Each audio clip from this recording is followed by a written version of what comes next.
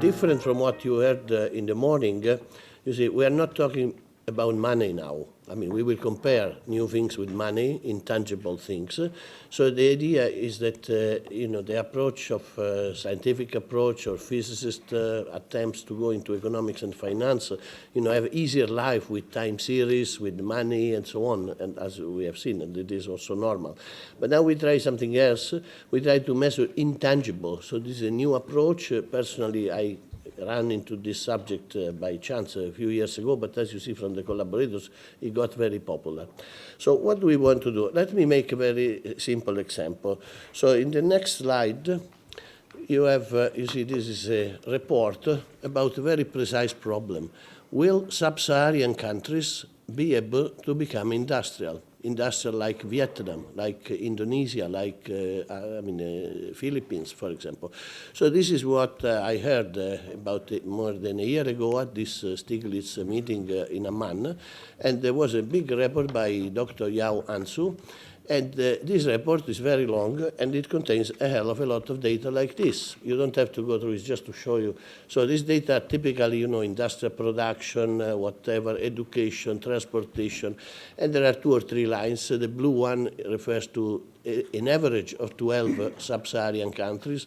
The green one is early developers and so on. But, after you look at 100 pages like this, you have somehow a big data problem, but you also have a big problem to make any conclusion, because this is incoherent data. Okay, so the conclusion is to the eye of the reader. And of course, the reader may be smart and he gets the right answer, but certainly this is the reason that many economists have different opinions depending on the same data.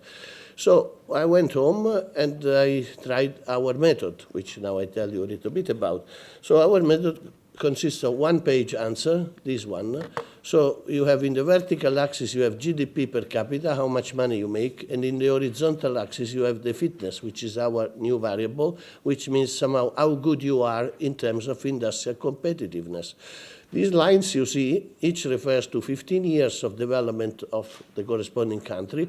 The blue ones are the 12 sub-Saharan countries considered by the report, and the red or orange ones are the early developers, those that you would like to take as a sort of reference, okay?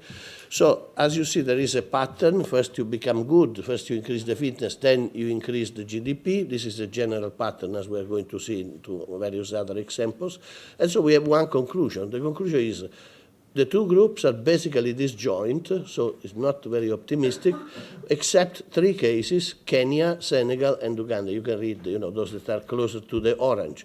So this is our conclusion. Instead of 100 pages of this, you get 1 page. Okay. Now, this is what we mean by bringing a scientific approach into macroeconomics, means from incoherent set of data into some sort of scientific approach. Of course, the scientific approach can be right and can be wrong, and we dedicate a lot of time to test what you are seeing now, but somehow the style we would like to introduce is of this type, and I show you now a little bit of other results. So, basically, what is the idea? Well, the idea I borrowed from Hidalgo Hausmann, 2009. It is that you have countries, capabilities, and products. So countries is clear what it is, product is clear what it is, capabilities is not clear what it is education, is transportation, is justice, is pollution, etc. And most of the people who make this analysis, they fit 100 parameters for the K part, for the blue.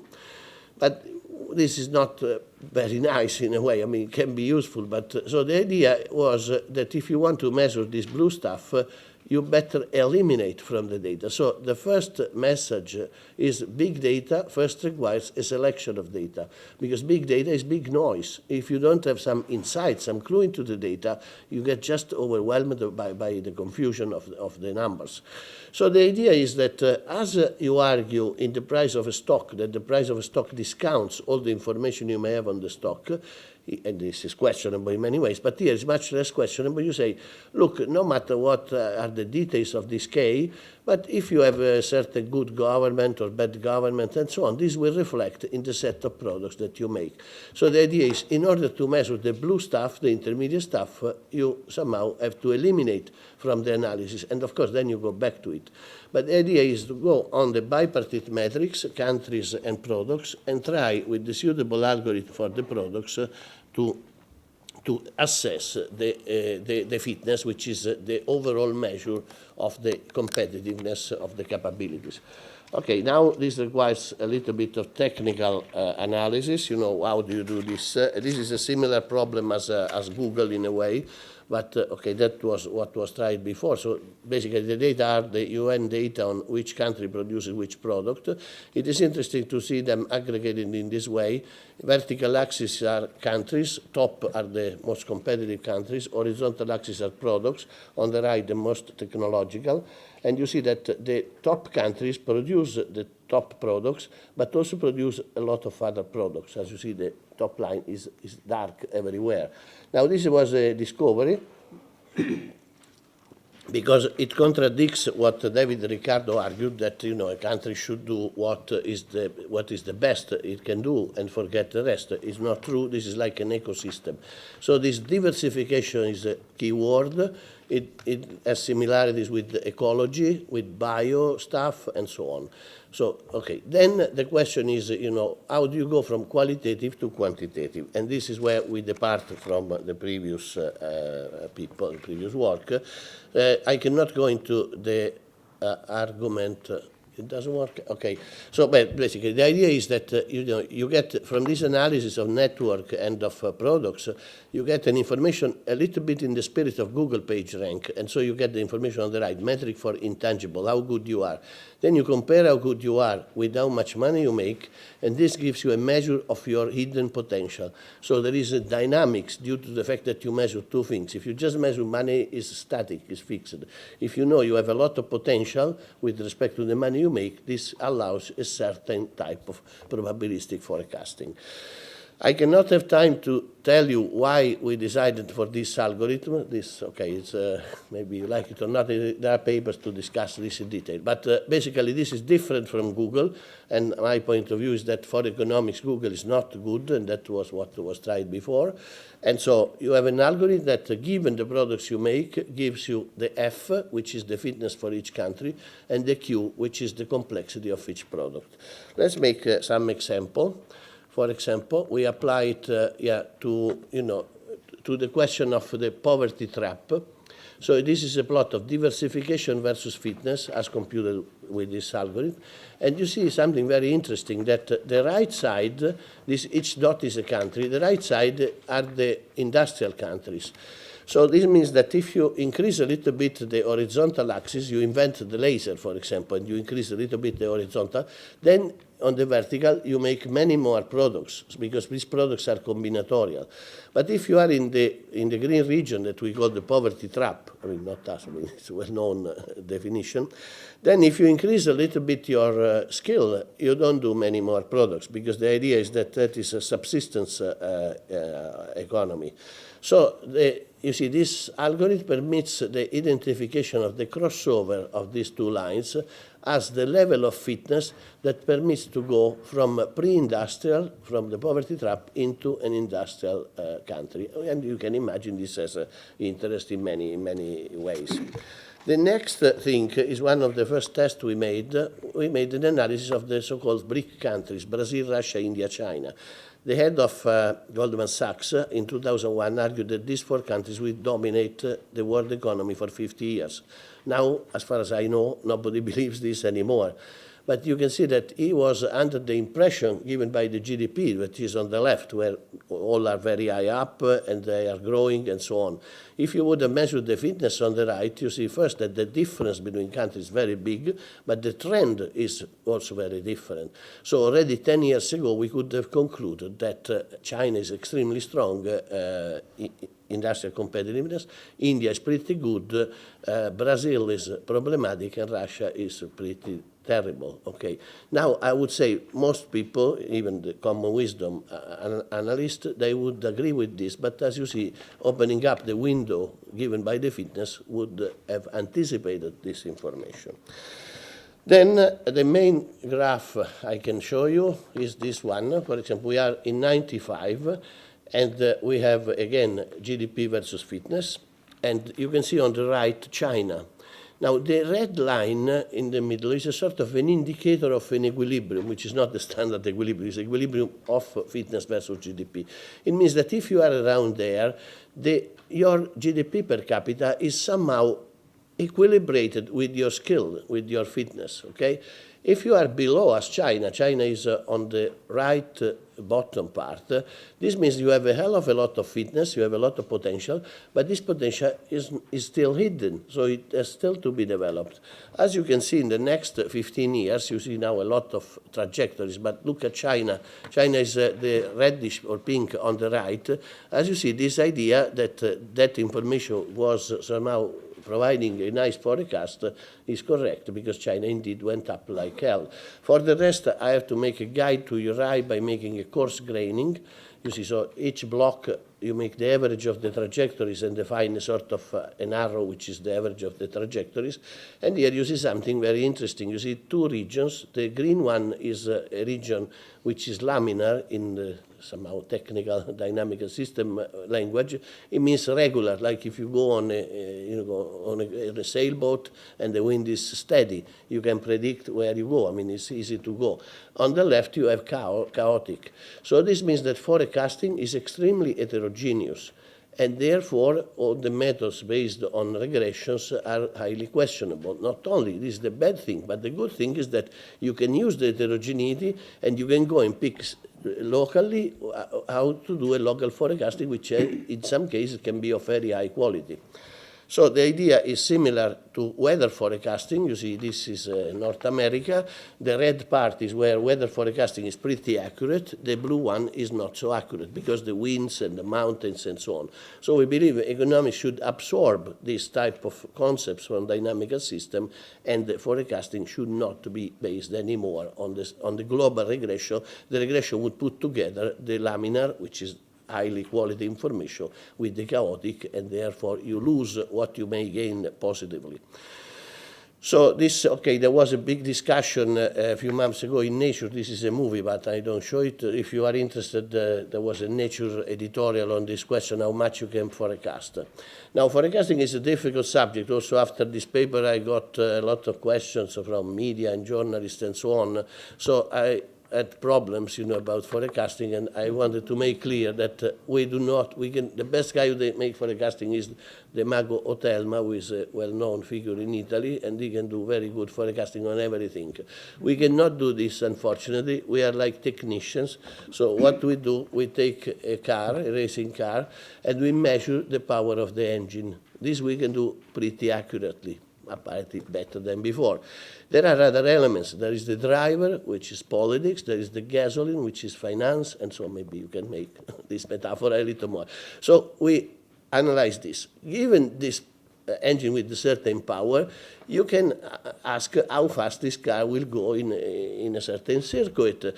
And of course, you have to assume that the rest is reasonable. So this is the sense of so we improve one point, an important point, the absolute power, so to say, but the rest has to be reasonable. And the rest, we know nothing. The rest would be financial cycles, finance, interest rate, and so on and so forth. We measure, instead, a little better than before, the absolute potential, industrial potential. This is the spirit of our forecasting.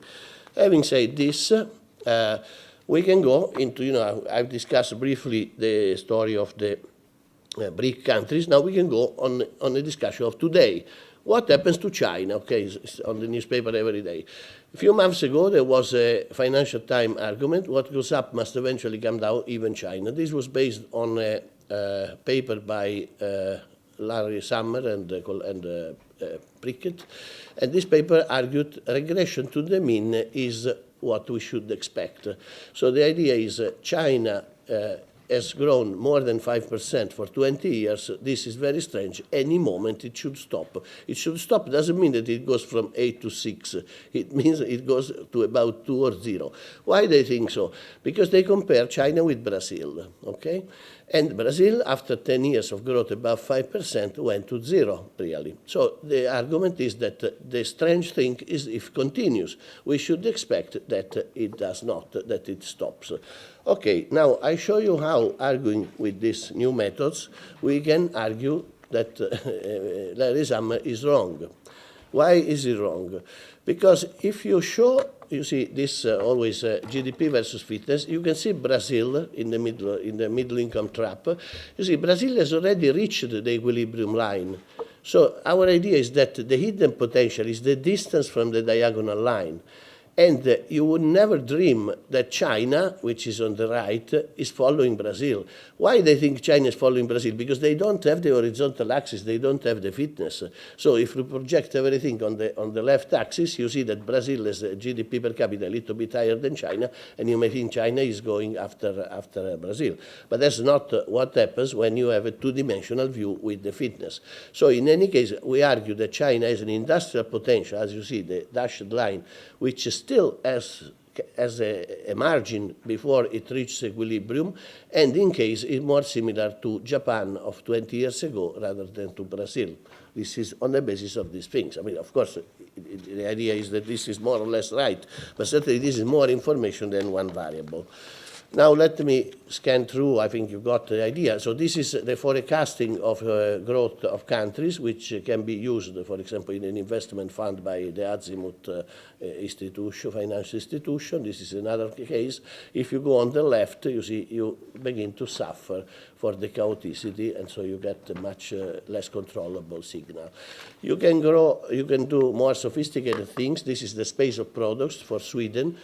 Green products are those in which Sweden is very active, red is not very active. Now imagine that you know all the history of this piece of network of all the other countries. Then you can ask whether a certain red dot has a more probability than another red dot if you know all the history.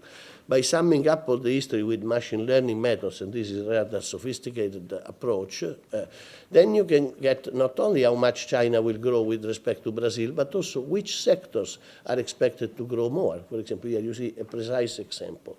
So you can imagine that with this you can do industrial planning, you can do investment funds, and so on. For the Ministry of Foreign Affairs of Italy, we analyzed, the perspective of Italy versus ASEAN countries. It's just this new conglomerate. And for example, this is an example of what we can do. You see, okay, in the middle you cannot see, but I mean, for example, it's written like Vietnam textile or Indonesia electronic and so on. There is country and sector. On the right, these lines, with many colors, is the possibility for Italy to penetrate this market, computed with similar method, and on the left is the strength of the competitor. So if you see a big line on the left, maybe there you have to know that it is not easy. So one can do pretty detailed things, and I hope they are right. Finally, conclude, we are starting doing companies. Companies are specialized, so it's a different story, and an important element of companies is that technologies have to be grouped. So this means it will require a different algorithm, which we are developing. So if somebody is interested, we get from patents and so on.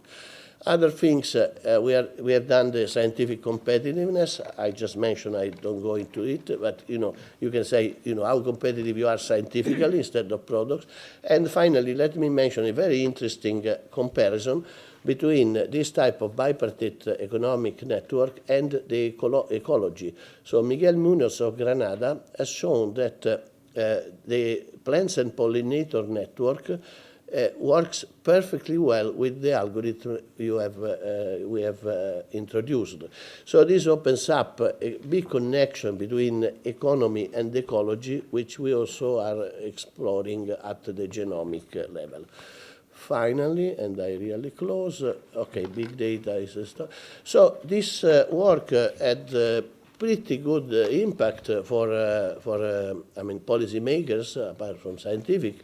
So we made already collaborations with Boston Consulting Group, and we are now studying even more. Royal Dutch Shell, Institute of Public Policy Research of UK, which was the analysis of UK industrial competitiveness, Alibaba Research for Complexity, and the Ministry of Foreign Affairs and the Azimuth Bank. So you see, something new and coming from basically an outsider group has been highly appreciated by policymakers. So this encourages us to go along this line, and it seems one can somehow get much more. Thank you very much for your attention.